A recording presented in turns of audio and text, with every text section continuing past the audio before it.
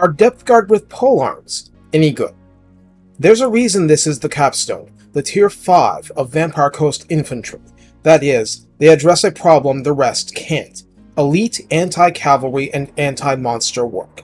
Yes, it's still hard not to be flung around by war mammoths, but that's life. It's the offensive output that really matters here. Please like, subscribe, comment, and consider donating plundered spoils to my Ko-Fi Hidden Cove. Thanks, and Happy New Year! Costing 1,300 to recruit in campaign for 325 upkeep, the Depth Guard with Polearms share the same 60 entities and 7,200 health as the regular version, with 90 armor, leadership 60, and speed 36 just like before. Melee attack is 42 base with a relatively slow 4.4 attack interval, meaning performance against man-sized opponents is markedly worse. There is no splash damage.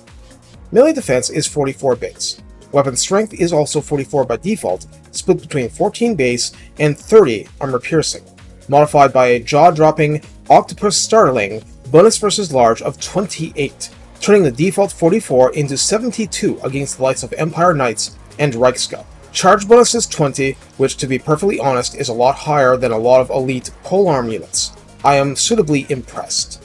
Unsurprisingly, this unit has charge defense versus large and charge reflection, making it particularly deadly when challenged in a braced position by large opponents, mainly cavalry without enough impact damage to just toss them around like ragdolls.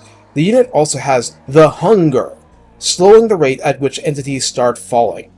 You're probably thinking that it would be total overkill to give this unit Frenzy as well. Yes? Wouldn't it? Well, they did. The unit has Frenzy, so at rank 0, that's 82 melee attack versus cavalry, crypt horrors, and so on.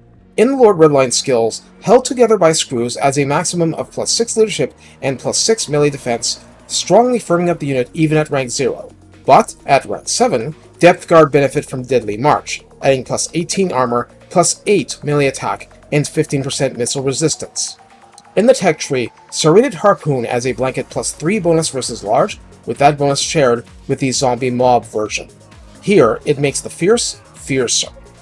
Hardened Pirate Scum adds plus 2 recruit rank, Marine's upkeep reduces upkeep by 15%, Unliving Reflexes adds plus 5 to melee defense, and Salvaged Arsenal adds plus 20% to weapon strength. This means that base damage goes up to 18 per hit with Frenzy, and AP goes up to 39 per hit. That's before anything from charge bonus, or the maximum potential of 31 bonus versus large, which would give you something like 26 base and 57 armor piercing per hit against large opponents with Frenzy active. That's some pretty strong stuff, isn't it? So, while massive stuff with collision damage tends to knock your entities around and ruin bracing, the potential for anti-large damage, or even just anti-armor damage, is very heavy, and all this is without any support whatsoever.